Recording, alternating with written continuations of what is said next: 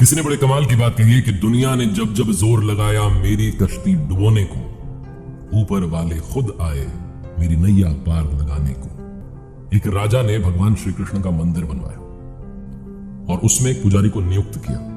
राजा की भी उम्र चली थी, पुजारी जी की भी उम्र चली थी, और इतने वर्षों में एक नियम बना हुआ था कि सुबह सुबह राजा जो थे वो अपने सेवक के साथ में एक माला भिजवाते थे।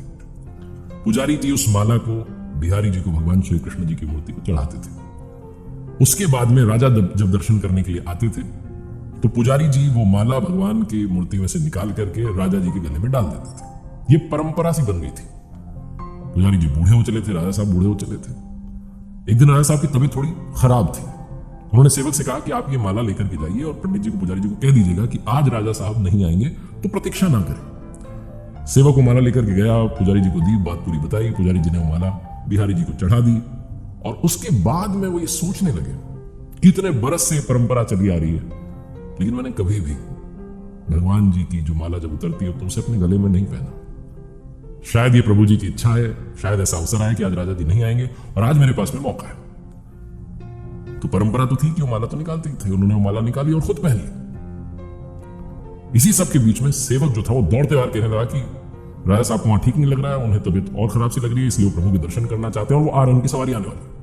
उन्हें लगा कि शायद ये परंपरा टूट ना जाए, वो तो आ रहे हैं। जैसे ही बात पंडित जी को मालूम चली, उन्होंने फटाफट से वो माला अपने गले में से निकाली और जाकर के वापस भगवान जी को पहना दी, खुद की उतरी हुई माला। घबराहट में समझ नहीं पाया क्या करे, डर गया कि राजा साहब ने दंड दे देंगे। राजा आए और पुजारी जी ने वही जो परंपरा थी उसको निभाया। वो बिहारी जी के गले में से, मूर्ति में से वो माला निकाली और राजा साहब को पहना दी। जब राजा साहब को पहनाई तो उन्होंने देखा कि उस माला में एक सफेद बाल था। राजा ये समझ गया कि ये जो सफेद बाल है ये पुजारी जी का है।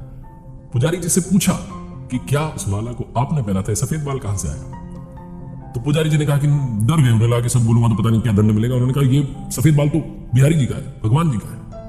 राजा को और गुस्सा आ गया। उसने कहा एक तो ये छल कर रहे हैं, धोखा कर रहे हैं, ऊपर से झूठ बोल रहे हैं। राजा ने कहा अच्छा ये बात, बिहारी जी कब से सफेद बाल हो गए? ठीक है, मैं कल आता हूं, श्रृंगार के समय आऊंगा और देखूंगा कि उनके बाल सफेद हैं या काले।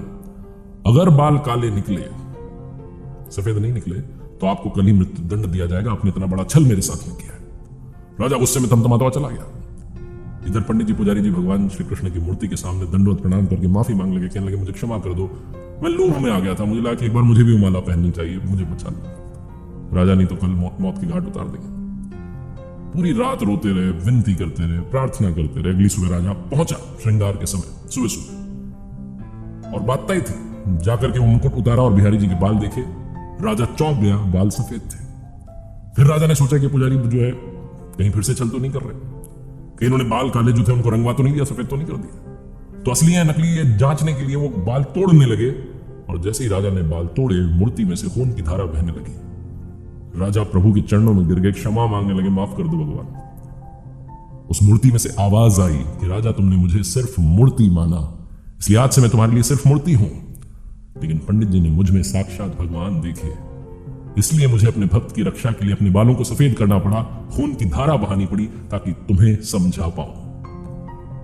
मानना चाहें तो पत्थर में भी भगवान है, भाव बस से भगवान, जहां भाव है वहीं भगवान। अगर आप वाकई में उनका सुमिरन करते हैं, उन्हें देखना चाहते हैं, तो आपके सिर्फ भाव होने चाहिए। ये छोटी सी कहानी लाइफ में इंस्पिरेशन देती है कि उनके आशीर्वाद के बिना कुछ संभव नहीं है।